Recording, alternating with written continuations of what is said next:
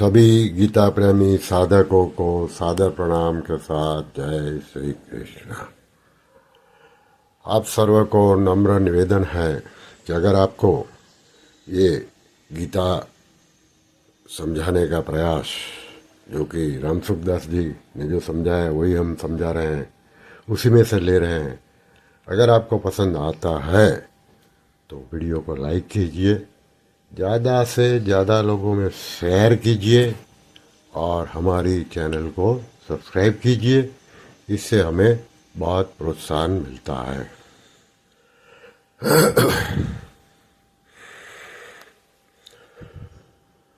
योग भ्रष्ट का इस लोक और परलोक में पतन नहीं होता।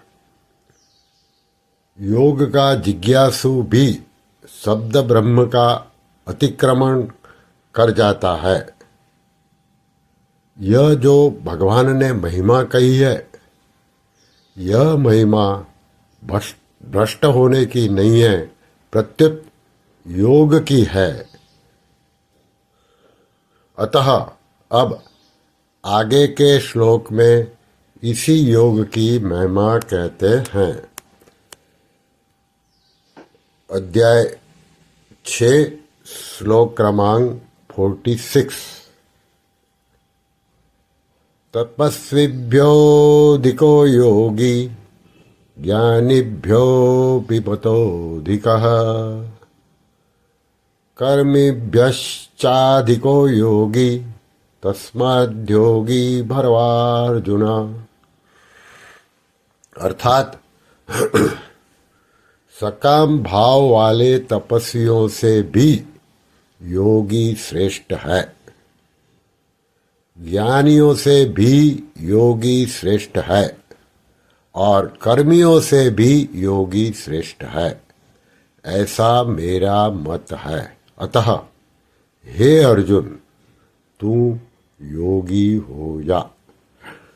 अभी इसका व्याख्या।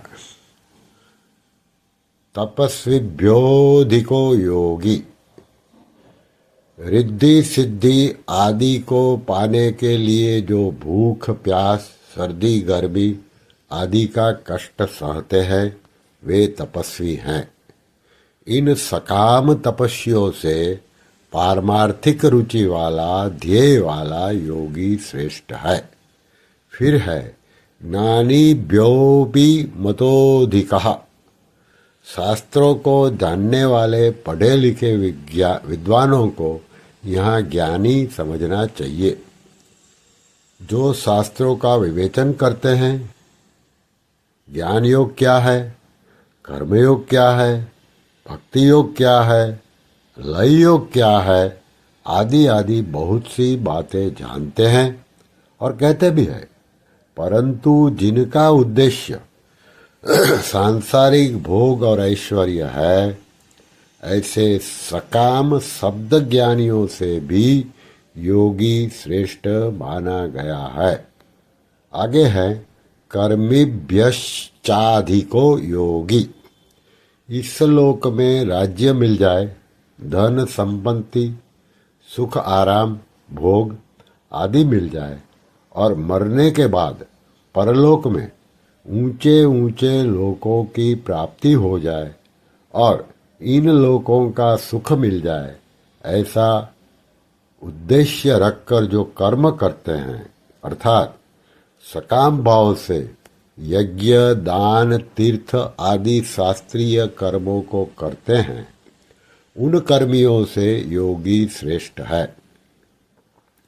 जो संसार से विमुख होकर परमात्मा के सन्मुख हो गया है, वही वास्तव में योगी है। ऐसा योगी बड़े बड़े तपस्वियों, शास्त्रज्ञ पंडितों और कर्मकांडियों से भी ऊंचा है, श्रेष्ठ है। कारण कि तपस्वियों आदि का उद्देश्य संसार है तथा सकाम भाव है और योगी का उद्देश्य परमात्मा है तथा निष्काम भाव है। तपस्वी, ज्ञानी और कर्मी, इन तीनों की क्रियाएं अलग अलग है, अर्थात तपस्वियों में सहिष्णुता की, ज्ञानियों में शास्त्रीय ज्ञान की अर्थात बुद्धि के ज्ञान की, और कर्मियों में शास्त्रीय क्रिया की प्रधानता है। इन तीनों में से सकाम भाव होने से ये तीनों योगी नहीं है, प्रत्युत भोगी है। अगर ये तीनों निष्काम भाव वाले योगी होते तो भगवान इनके साथ योगी की तुलना नहीं करते, इन तीनों से योगी को श्रेष्ठ नहीं बताते। आगे है तस्माद्योगी भवार्जुन। अभी तक भगवान ने जिसकी महिमा गाई है उसके लिए अर्जुन को आज्ञा देते हैं कि हे अर्जुन, तू योगी हो जा, राग द्वेष से रहित हो जा, अर्थात सब काम करते हुए भी जल में कमल के पत्ते की तरह निर्लिप्त रह।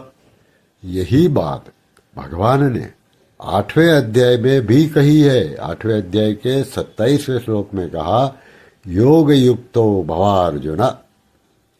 5वें अध्याय के आरंभ में अर्जुन ने प्रार्थना की थी कि आप मेरे लिए एक निश्चित श्रेय की बात कहिए। इस पर भगवान ने सांख्य योग, कर्मयोग, ध्यान योग की बातें बताई, पर इस श्लोक से पहले कहीं भी अर्जुन को यह आज्ञा नहीं दी कि तुम ऐसे बन जाओ, इस मार्ग में लग जाओ।